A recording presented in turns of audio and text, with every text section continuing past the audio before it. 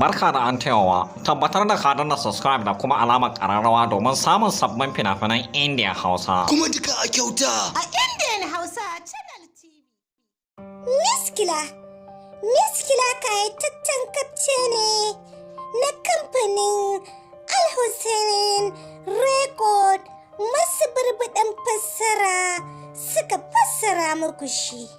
Miskila kayataccen labari ne akan wani gawurtaccen shedan. Ba shi da wani burin da ya wuce ya ga ya mallaki miskilin iko don addabar duniya. Bayan samo wacce ta fada a cikin rafin ne, da fitowarta gaba ɗaya ta tsorata take ba wa yayarta labari da sauran masoyan nasu guda biyu da suka samo a hanyarsu ta zuwa Ramnal Ghat. A cewarta ne, lalle a cikin wannan rafi da ta faɗi wani hannu ta gani da idanuwanta bibbiyu ya shake mata wuya, amma bata ga sauran gangan jikin ba. Hakan ne yasa gaba ɗayansu suka tunzire da dariya, suke mata ganin lalle ta zama gasharuwa tunda ta fada cikin rafin. Ta tsorata ne da fada cikin rafin, shi yasa ta koma tana yawan sambatu ba gaira ba dalili. Hakan ya matukar bata haushi, bata sake ce da su uffan ba, ta wuce gaba ta kama hanyarta na zuwa inda ta nufa.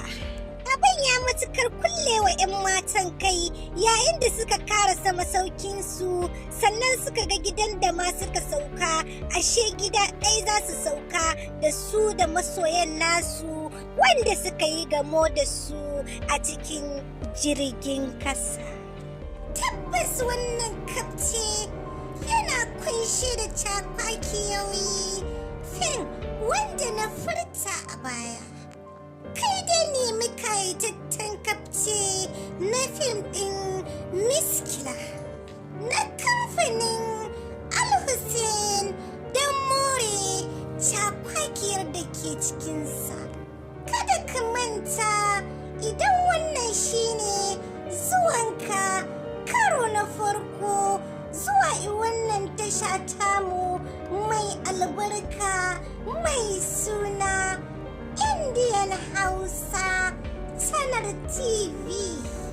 Masoya, kada ku manta ku danna mana subscribe da kuma alamar kararrawa don more fashin baki da ke cikinsa, ko kuma in ce recap na fina-finan Indian fassarar Hausa.